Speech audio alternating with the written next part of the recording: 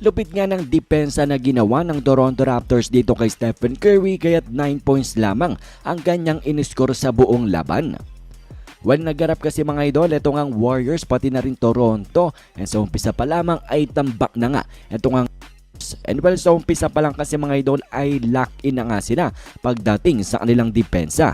At si Stephen Curry mga idol ang kanilang main focus, ang kanilang main target na pigilan sa laban, and they were successful mga idol. Surprisingly successful in stopping Stephen Curry.